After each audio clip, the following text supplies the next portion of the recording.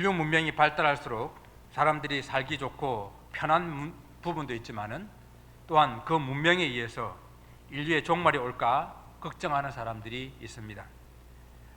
핵폭탄이 그랬고요. 그리고 지금의 지구의 온난화가 그렇고요. 그 다음에 AI가 그렇습니다. 여러분 혹시 그 종말에 관한 영화들 많이 나왔는데 혹시 보시고 어디 좋아하시나요? 네. 다양한 주제로 인류의 종말에 대해서 다루는 영화들이 있는데요. 주로 이제 자연재해나 우주적인 그런 재앙으로 인해서 인류가 종말을 맞이하는 그런 영화가 있는데 2012라든지 투모로우, 그다음에 딥 임팩트 이런 같은 영화들이 있습니다. 보셨는지 모르겠어요. 또 최근에 많이 다뤄지고 있는 영화들 중에서는 바이러스에 의해서 감염되어서 또 인류가 종말을 맞이하는 그런 영화, 팬데믹 같은 그런 영화죠. 그런 영화를 많이 했습니다. 이제 부산행과 같은 그런 좀비 영화가 얼마나 이렇게 많이 유행하고 있는지 모릅니다. 또 하나 등장하는 것이 이제 핵전쟁이에요. 그죠? 핵으로 인해 가지고 오늘 인류가 멸망하는 그런 이야기들입니다. 이것은 우리가 종말에 관한 생각이 사람들의 이 뇌리 속에 떠나지 않고 있고, 그리고 항상 그 종말에 대한 근심과 염려가 또 불안의 요소가 있기 때문이라고 생각합니다. 여러분들은 어떠세요? 여러분들은 이 종말에 대한 두려움이 없습니까? 오늘 사도 요한은 성도들에게 마지막 때에 대해서 알려주기 위해서 오늘 이 서신을 기록하면서 이렇게 말합니다. 지금은 아이들아, 지금은 마지막 때라. 성경이 말씀하고 있는 마지막 때라는 것은 무엇일까요? 이 마지막 때가 되게 되면 이러한 일들이 있을 것이다 라고 성경은 많이 우리에게 예언하고 있는데, 사람들과의 관계들 속에서 이런 일들이 일어날 거라고 디모데후서 3장 1절에서부터 5절까지 하고 있는 19가지의 마지막 때에 일어날 일들을 말하고 있습니다.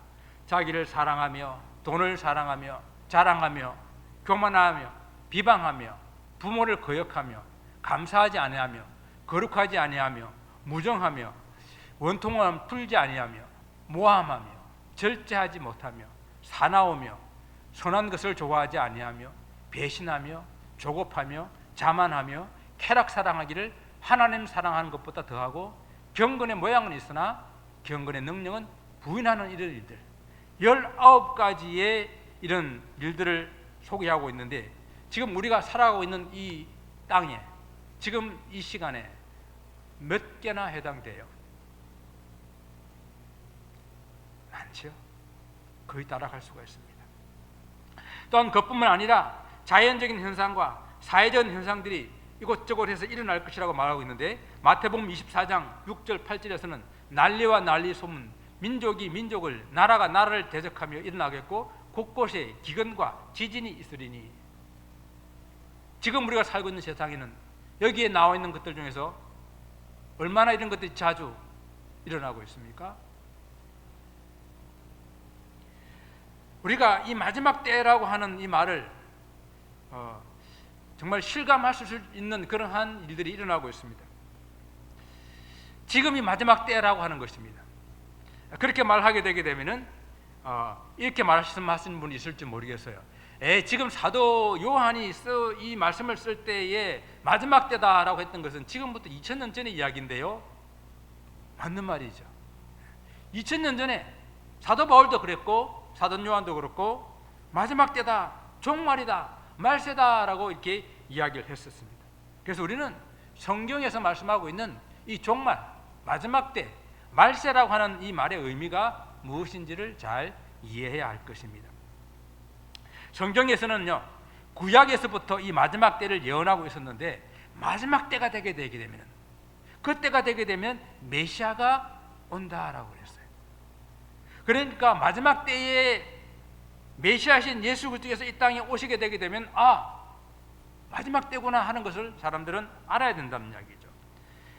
사도 베드로가 이 사실을 잘 알려주고 있는데, 그는 창세 전부터 미리 알리신 바 된 그런 분이고 이 말세에 너희를 위하여 나타내신 바 되었으니, 그러니까 창세 전부터 이 이야기는 우리에게 예언되었었고 약속됐던 이야기인데, 그 약속된 대로 그분이 마지막 때에 나타나셨다라고 하는 거예요. 그러니까 이 사실을 창세 이후로 많은 선지자들이 계속해서 이 이야기를 유대인들에게, 하나님 백성들에게 선포를 했습니다. 그런데 그들이 그 말을 더디 믿고 깨닫지 못했다라고 하는 것이죠. 그래서 마지막으로 하나님께서는 그의 아들이신 예수 그리스도를 이 땅에 보내심으로 세상에 마지막 때가 이르렀다라고 하는 것을 우리에게 나타내셨다라는 것입니다. 자, 그러면 우리가 정리를 해야 되겠죠. 종말이라고 하는 것, 마지막 때 말세라고 하는 것은 언제 시작됩니까? 예? 언제 시작되는 거예요? 예수 그리스도께서 오실 때, 예수 그리스도께서 이 땅에 오시는 그때가 마지막 때 시작되는 거예요. 그럼 이때는 이 마지막 종말이 그러면 언제 끝이 난다 하는 이야기예요. 예, 우리가 그 때와 그 시를 정확하게 알 수는 없지만은 주님께서 다시 오시게 되게 되면은 이 마지막 때라고 하는 것이 끝이 나는 거예요. 그러니까 마지막 때라고 하는 것은 한 시점이 아니라 예수 그리스도께서 이 땅에 오시면서부터 다시 오시는 그 기간까지를 마지막 때라고 말하고 있는 거예요. 예, 그러면 이제 마지막 때가 이미 시작됐다는 것은 분명히 알 수가 있고, 그러면 지금 우리가 살고 있는 이때는 마지막 때 중에서 어느 때쯤 되었을까요? 예, 분명히 말합니다. 그 시간과 그때는 알 수가 없어요. 그러나 그때가 정말로 가까웠다고 하는 것은 많은 사람들이 인정하고 생각하고 있습니다. 그래서 우리는 요즘을 때를 말세 지말이라 그럽니다. 그죠? 또 사도 요한이 성도들에게 마지막 때가 되었다라고 하는 것을 경고하고 있는 그 이유 중에 또 하나가 적그리스도가 출현할 것이다 라는 것 이유 때문입니다. 마지막 때가 되게 되면은 자연적인 또는 사회적인 그런 현상과 함께 종교적인 현상 중에서 적그리스도가 나타나게 될 것이라는 이야기인데요. 여러분, 적그리스도에 대한 이야기 많이 들어보셨죠? 네, 많이 들어보셨을 것입니다. 그런데 사실은 성경에서요, 사도 요한만 이 말을 쓰고 있어요. 사도 요한만. 근데 비슷한 의미로서는 그리스도를 대적한다 이런 이야기는 많이 쓰고 있습니다. 그렇지만 한 단어로 안티크라이스트라는 말을 쓰는 사람은 사도 요한인데요. 그러면 누가 적그리스도입니까? 누가 적그리스도예요? 오늘 본문 18절에 이렇게 말했죠.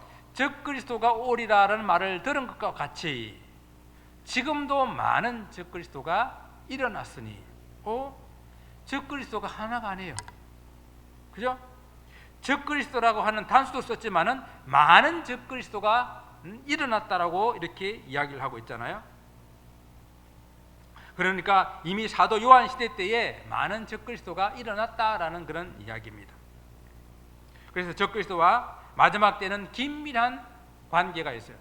이것만 떼어놓고 사람들은 말을 할 때에 막 이 말세를 강조하면서 마지막 때를 강조하면서 적그리스도가 나타난다. 누가 적그리스도냐라는 걸 사람들은 막 찾고 이렇게 하는 그 일에만 이렇게 사람들이 신경을 쓰고 관심을 많이 가졌었어요.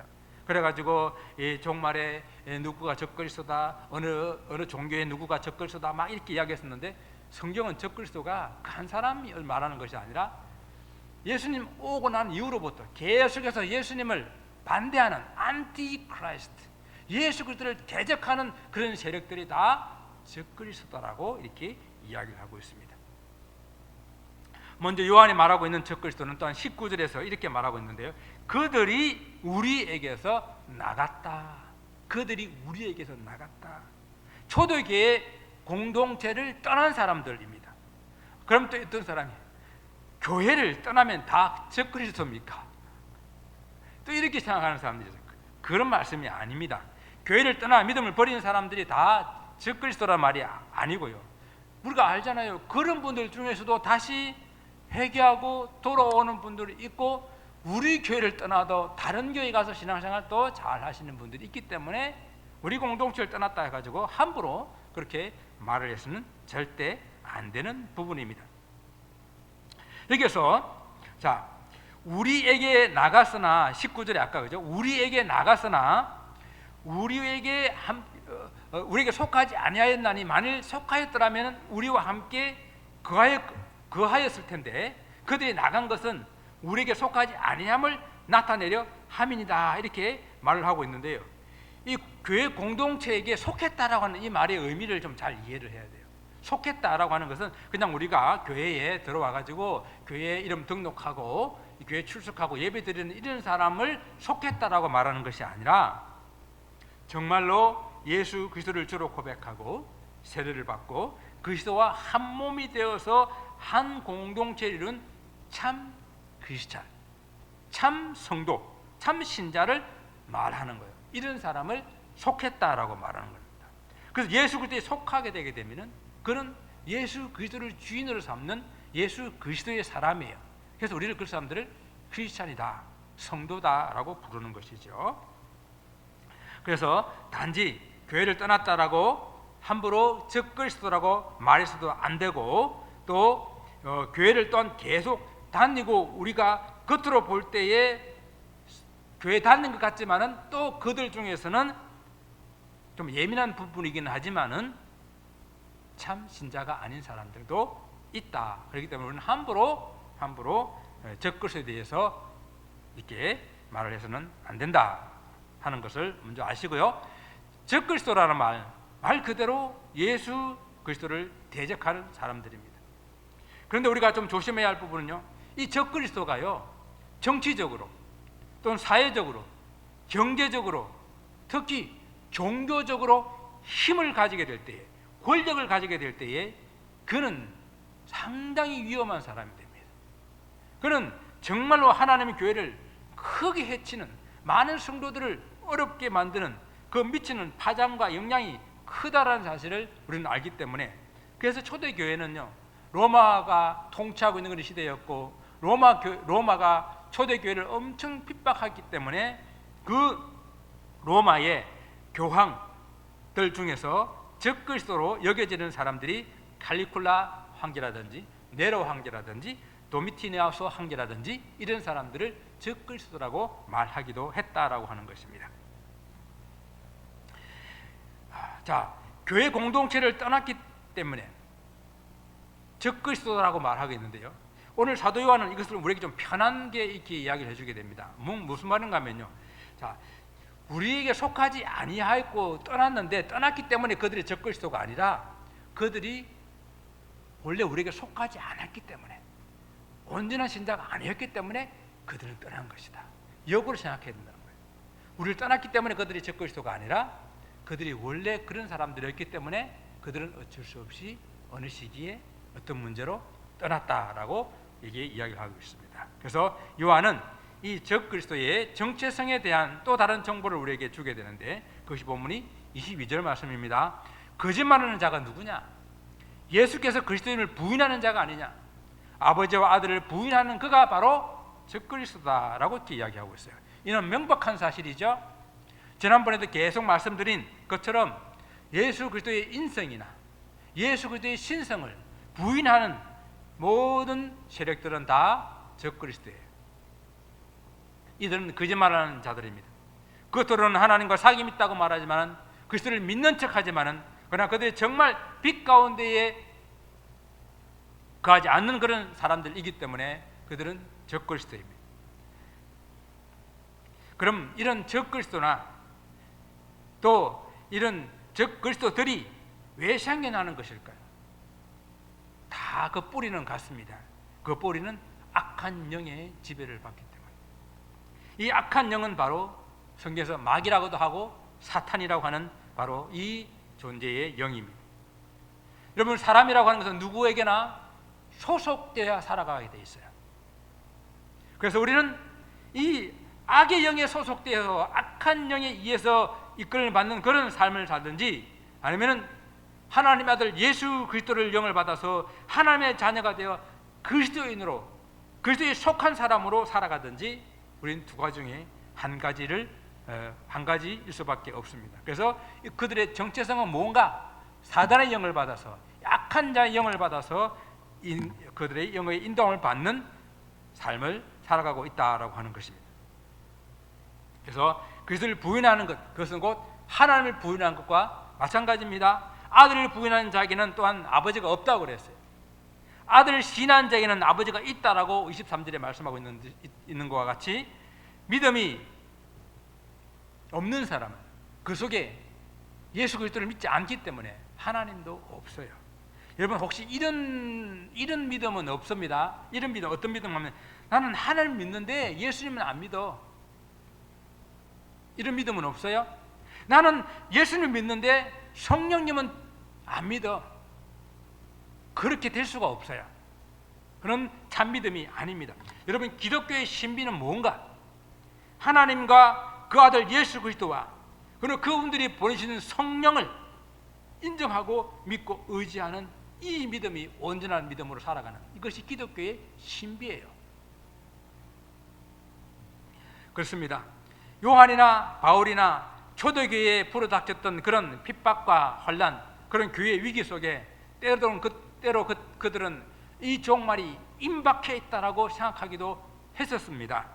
그러나 그 종말은 바로 오지는 않았어요. 그러나 우리가 분명히 알아야 될 것은 이 종말이라고 하는 것, 말세라고 하는 것은 우리 주님 오심으로부터 시작이 되었고, 그러나 종말이 점점 더 가까이 오고 있다는 사실은 틀림이 없고, 우리가 오늘날 일어나고 있는 모든 현상들을 바라볼 때에 더욱 그러하다 우리는 생각합니다. 그래서 오늘을 말세의 지말이라고 부르는데, 요한이 초대교회에게 2000년 전에 왜 성도들에게 이 마지막 때를 말하고 있는지 우리는 그 이유를 알아야 된다고 하는 것입니다.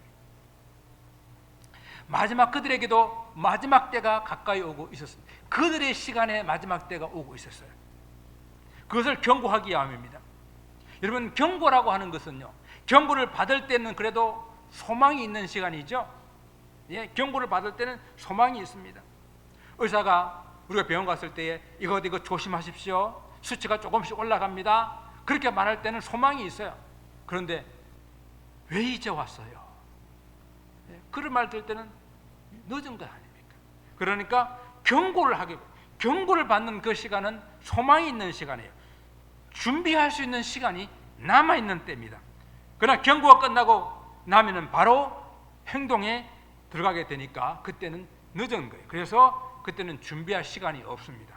지금 그 2000년 전에 그 시대의 사람들에게 사도 요한은 그들의 삶의 뛰어가는 시간대에 종말이 가까우기 때문에 그들의 시간에 경고하기 위해서 이 말씀을 쓰고 있다라고 하는 것입니다. 사도 요한이 이 말씀만 쓴 것이 아니라 요한계시록도 썼잖아요.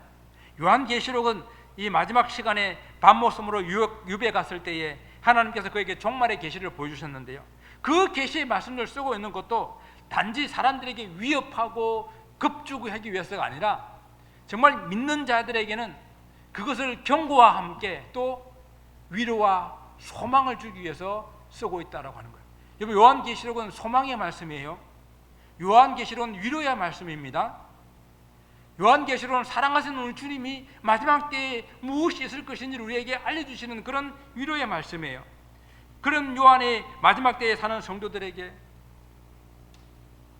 마지막이 있음을 말씀하시면서 이 성도들은, 마지막 때를 기다리는 성도들은 2000년 전이나 오늘 지금을 살아가는 우리들이나 어떤 사람들인지를 오늘 성경에서 말씀해 주고 있는데, 그 말씀으로 소망을 삼게 하기 위함이에요. 성도들은 무엇인가? 그리스도께서 기름 부음 받은 사람들입니다. 그리스도께 기름 부음 받은 사람. 여러분 이 마지막 때에 우리가 알아야 될 이 정체성 중에 하나가 우리도 기름 부음을 받았다. 여러분 어떤 사람들이 구약에서 기름 부음을 받았습니까? 왕이나 선지자나 제사장이 기름 부음 받았잖아요. 그죠? 이런 사람들이 기름 받아서 하나님 일을 감당을 했었습니다.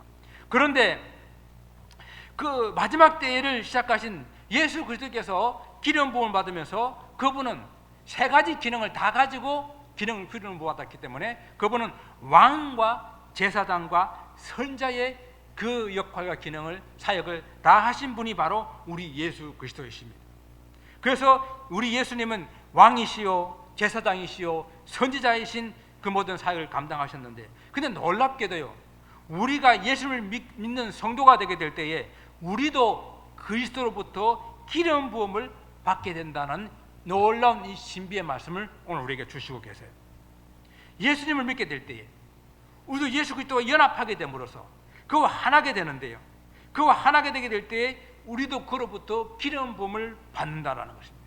그래서 사도 베드로는 우리가 예수 믿고 성도된 우리를 어떻게 불렀는가 하면은 우리를 택하신 족속이요 왕 같은 제사장이요 거룩한 나라라고 그랬습니다.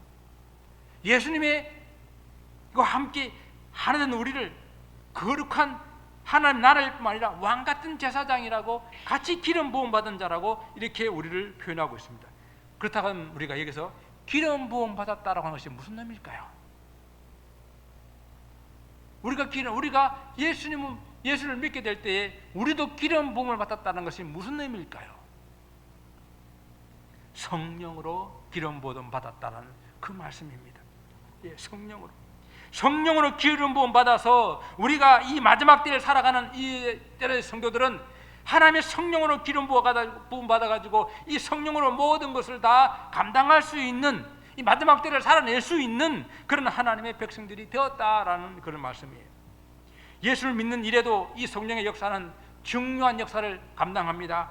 그러나 예수를 믿고 난 다음에도 제가 누누이 강조하고 있는 것은 예수를 믿고 난 다음에도 우리는 이 성령을 계속해서 받아야 되고 또 받아야 된다는 겁니다.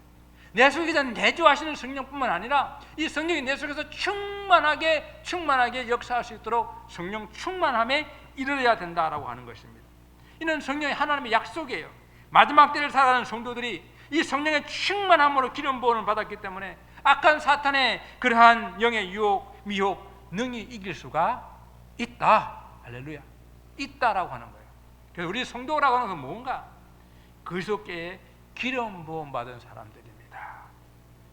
그래서 일찍이 요엘 선지자는요, 마지막 날에는 내가 나의 영으로 모든 사람에게 부어주리니 너희 자녀들은 예언할 것이요 너희 젊은이들은 환상을 보고 너희 늙은이들은 꿈을 꾸리라 라고 말씀하셨습니다. 이것은 이 예언은 1차적으로 오순절 성령 강림 사건으로 그 제자들에게 그 당시에 120명의 성도들에게 그리고 초대교회에 부어 일어났지만 여기서 끝나는 것이 아니라 계속해서 예수를 믿는 성도들에게 이런 성령 역사가 일어나지 않았습니까? 오늘날 우리도 마찬가지입니다. 우리도 이 마지막 때를 살아가면서 정말 말세의 지 말을 살아가면서 기름 부음 받아야 돼. 성령으로 기름 부음을 받아야 됩니다. 왜요? 말세가 되면 될수록 이 악한 영의 사자는 우는 사자와 같이 그 산길자를 찾아 두루 다니기 때문에 우리는 이 하나님의 성령의 충만함을 입어서 매일매일 삶 가운데에서 능히 이기고 또 이기는 삶이 되어야 할 것입니다. 두 번째 또한 우리 성도는 어떤 사람들인가? 진리를 아는 사람들이다. 요한은 마지막 때에 하나님의 성령으로 종들에게 부어주심을 말미암아 그 성도들이 모든 것을 아는 그런 성도들이 되었다고 말씀하고 있는데요. 그래서 요한은 이 서신을 성도들에게 쓰고 있는 그 이유도 너희가 진리를 알지 못하기 때문이 아니라 진리를 알기 때문이요. 또한 모든 이 거짓은 진리에서 나지 않기 때문에 분명하게 내가 이것을 너희들에게 전한다라고 이야기하고 있습니다. 성령의 중요한 사역 가운데 하나가 뭡니까?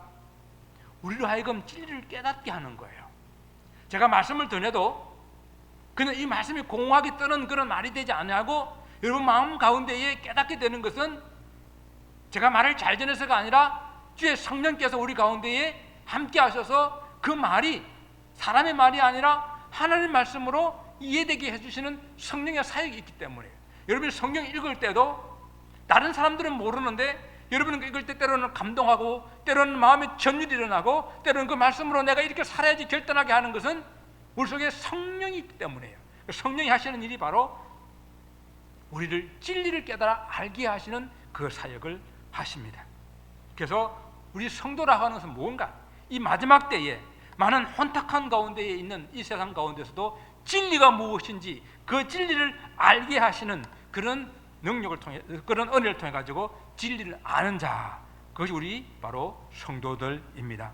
여러분 세상에서요 뭐 공부를 많이 하고 공부를 하지 아니하고 무슨 학위를 가지고 가지지 못하고 그것을 다 떠나서 성령께서 주시는 성도들만의 지혜가 있어요. 그 지혜로 우리는 하나님의 진리를 깨닫게 되는 것입니다. 그러나 거짓은 이 진리를 진리에서 나지 아니한 거예요. 당시 이 영지주의자들은 자기들 소수만이 이런 영적 진리를 소유하고 있다라고 주장을 했지만은, 그러나 그들의 주장은 다 거짓이었습니다. 그들의 주장은 진짜처럼 보이고 또 거짓으로 꾸미고 가짜이고 모조품일 뿐이었지, 아무리 화려하게 장식해도 그것은 아니었습니다. 아무리 그럴 때 보여도 예수 그리스도를 부인하면, 예수 그리스도의 인성이나 신성 중에 어느 하나를 부인하면 그것은 곧 거짓이요 거짓 영을 지배를 받는 적그리스도다 하는 것을 오늘 우리에게 말씀해 주고 있습니다. 그래서 오늘은 정말 혼탁한 시대예요. 정말 진리가 부재한 그런 시대예요. 불확실성의 그런 시대입니다. 모든 절대적인 기준이 다 깨어져가는 그런 시대입니다. 우리가 정신을 차리고 있지 않으면 안 돼요. 그래서 내 속에 있는 성령께서 내게 날마다 깨워주시고 일깨워주시는 그 절대 진리를 붙잡고 우리는 살아내야 이 혼탁한 세상을 이길 수 있다는 사실을 기억할 수 있기를 바랍니다. 마지막 세 번째는요, 이 말세를 살아가고 있는 우리 이 성도는 어떤 사람들인가? 말씀 안에 거하는 사람들입니다. 말씀 안에. 마지막 때를 살아가는 성도들에게 말씀 안에 거하라고 오늘 사도 요한은 우리에게 권면하고 있는데요, 이 말씀은 우리가 처음부터 들었던 바로 그 말씀, 즉 예수 그리스도의 복음입니다. 이 복음은요, 이 예수 그리스도를 직접 보고 그리고 직접 듣고 함께 살았던 그 살아있는 증인들이 전하여준 그 복음의 말씀을 이 초대교회 성도들이 직접 들었거든요. 처음 들은 이 말씀을 그 말씀 안에 거하라고 말합니다. 그런데 많은 거짓 교사들이 있었고 거짓 복음을 가르치는 거짓 이단들이 많이 있었기 때문에 사도 요한은 그런 것들에 눈을 돌리지 말고 우리가 처음 전해주었던 그 말씀을 굳게 붙들고 그 안에 거하라라고 말씀하고 있습니다. 오늘도 마찬가지입니다. 말세의 지만을 살아가고 있는 저와 여러분들에게 더욱더 그리스도의 복음 안에 거해야 합니다. 마지막 때를 살아가는 우리가 저 세상 사람들과 다른 구분되는 것은 무엇일까요? 우리가 성경에서 그 열매로 그 나무를 안다 그랬잖아요. 무슨 열매를 맺는지 그 보게 되면은 이 사람이 이 나무가 무슨 나무가 아는 것과 마찬가지로 우리가 살아가는 인생의 그 뒷 발자국에 어떤 열매들을 맺었는지를 보게 되게 되면은 정말 이 사람은 하나님의 사람인가 아닌가를 알 수가 있는 것입니다. 요한복음에서도 제가 내 안에 거하는 비결을 말씀하고 있는데요, 그것이 바로 말씀 안에 거하는 길이라고 말씀하시면서 요한복음 15장 7절에 너희가 내 안에 거하고 내 말이 너희 안에 거하면 무엇이든지 원하는 대로 구하라 그리하면 이루리라. 열매 맺는 비결이 뭔가 하면은 그 말씀 안에 거하는 것이라고 오늘 말씀하고 있습니다. 주님께서 포도나무 나무의 비유를 하시면서 그 나무 가지가 줄기에 붙어 있을 때에 열매 맺는 것 같이 우리도 말씀 안에 거할 때에 성령의 열매를 맺고 그 열매로 우리가 하나님의 성도들임을 알게 된다는 사실을 성경은 또한 우리에게 말씀해 주고 있고, 이 마지막으로는요, 사람들이 이 마지막 때를 정말 무서워하지 않는 이유 중에 하나가 뭔가 하면은 그 마지막 때가 아직 이르지 아니했다, 아니면은 그 마지막 때가 있긴 있는데 내가 죽기 전에는 오지 않을 것 같다라는 생각들을 대부분들 하고 있어요. 마지막 때가 있겠지, 그렇지만 내가 죽을 때까지 그 마지막 때는 오지 않을 것이다 라고 말합니다. 그래서 두려워하지 않습니다. 언제인지는 알 수 없지만 분명히 마지막 때가 있을 것인데 내가 그러면 이 땅에 그 마지막 때를 보지 않고 죽으면 정말 괜찮을까요? 성경은 그 마지막 때를 그렇게 말하지 않습니다. 그 마지막 때는 주님 오시는 그날 나팔 소리와 함께 모든 영혼들이 다 깨어나서 그 주님의 심판대 앞에서 그들이 행한 모든 것이 낱낱이 아뢰어지는 그 심판을 받게 될 것이라고 말씀하고 있습니다. 그렇지만은 우리 성도들은 그 마지막 때에 일어나서 그들과 전혀 다른 결과를 갖게 되게 되는데요, 달라도 너무 다른 결과를 갖게 되는데요, 그것이 뭔가 하면 우리는 그런 심판이 없고 우리에게는 영원한 하나님의 상급과 영원한 나라가 우리에게 예비되어진다는 사실입니다. 그래서 이 마지막 때를 살아가는 성도들은 세상 삶과 다른데요. 오늘 25절의 말씀처럼 그가 우리에게 약속하신 것은 이것이니 곧 영원한 생명이라.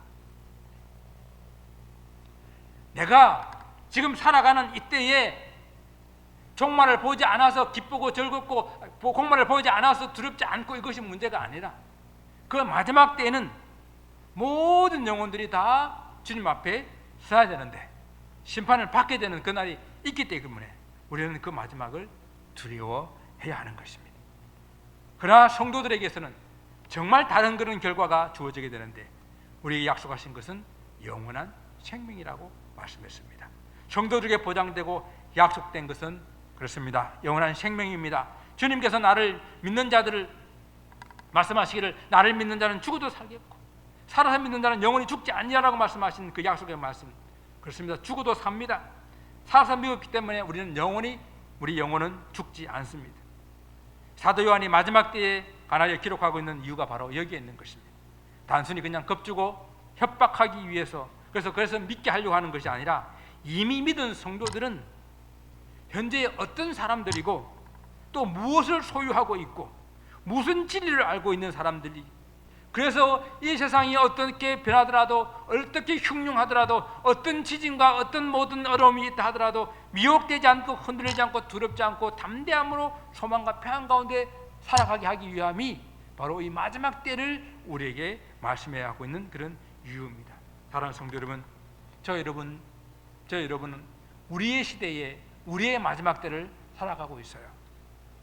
단 하루도 전쟁의 포성이 멈추지 않고 기근과 홍수와 지진과 이런 것이 끊임없이 일어나고 있는 이 때가 지금 여러분과 저에는 우리가 겪고 있는 마지막 때라는 사실을 오늘 성경은 우리에게 말씀해 주면서 이 때에 주의 성령으로 충만하여서 진리에 바로 서서 거짓 교리에 흔들리지 말고 말씀 가운데 가하여 성령의 열매를 맺으며 그리고 마지막에 저 천국의 소망을 붙들고 살기를 우리에게 권면하고 있습니다. 주님이 다시 오심으로 이루어질 그 마지막 때를 소망하며 그리고 예비하며 우리에게 경고의 말씀이 주어질 때에 우리의 삶들을 돌아보고 오늘 하루를 살아가는 그런 여러분 되시기를 주님 이름으로 축원을 드립니다. 기도하겠습니다.